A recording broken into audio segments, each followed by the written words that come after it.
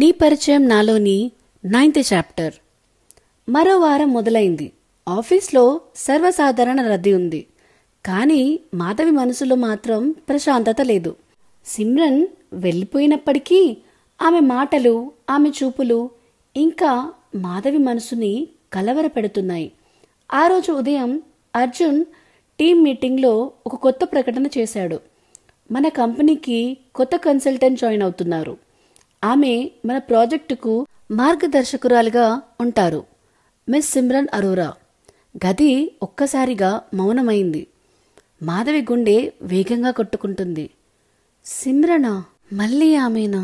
అర్జున్ చూపు మాధవిపై పడింది. కానీ ఆమె మాత్రం నిశ్శబ్దంగా తలదించుకుంది. తర్వాతి రోజున సిమ్రన్ ఆఫీస్కి వచ్చింది. ఆమె ప్రొఫెషనల్గా ప్రవర్తించింది. కానీ మాధవికి ఆ ఆత్మీయత సహజంగా అనిపించలేదు. సమావేశంలో సిమ్రన్ మాట్లాడుతుండగా అర్జున్ ఆమె చెప్పిన ప్రతి మాటకు అంగీకారంగా తలూపాడు. మాధవికి ఆ దృశ్యం గుండెల్లో చిన్న మంటలా అనిపించింది. మీటింగ్ తర్వాత మాధవి తన క్యాబిన్లో కూర్చుంది. అర్జున్ లోపలికి వచ్చి చెప్పాడు, నువ్వు అసౌకర్యంగా ఫీల్ అవుతున్నావేమో తెలుసు, కానీ ఇది కేవలం ప్రాజెక్ట్ కోసం మాత్రమే అని అంటాడు. నమ్ముతున్నా అర్జున్ అని మాధవి చప్పున అంది. కానీ కొన్నిసార్లు మాటల కన్నా చూపులే ఎక్కువ చెబుతాయి అని అంటుంది. అర్జున్ కొద్దిసేపు మౌనంగా నిలబడి, సిమ్రన్ నాతో పనిచేయడం యాదృచ్ఛికం కాదు మాధవి.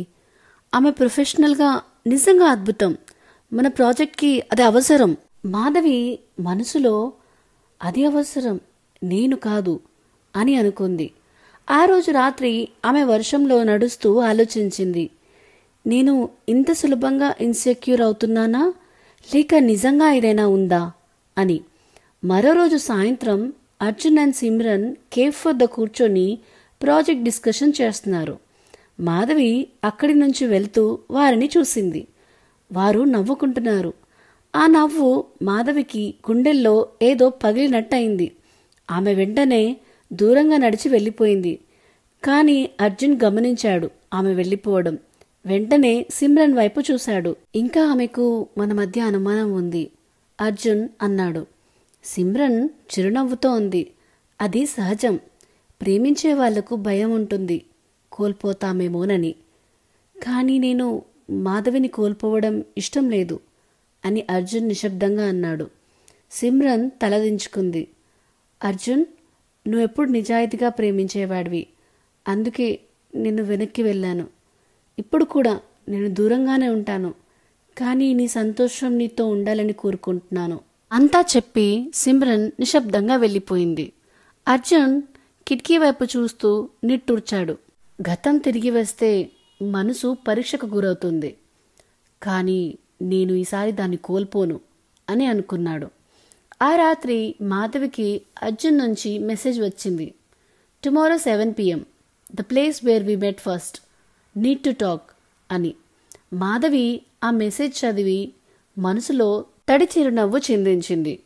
బహుశా ఈసారి మన మధ్య మౌనం కాదు, మాటలే దగ్గర చేస్తాయేమో అని అనుకుంది. ఇదేనండి నీ పరిచయం నాలోని 9th చాప్టర్. స్టోరీ నచ్చితే వీడియోని లైక్, షేర్ అండ్ కామెంట్ చేయండి. ఇలాంటి మరిన్ని కొత్త కథల కోసం మన ఛానల్ ద నావెల్ విస్పరర్ని సబ్స్క్రైబ్ చేయడం మాత్రం మర్చిపోకండి.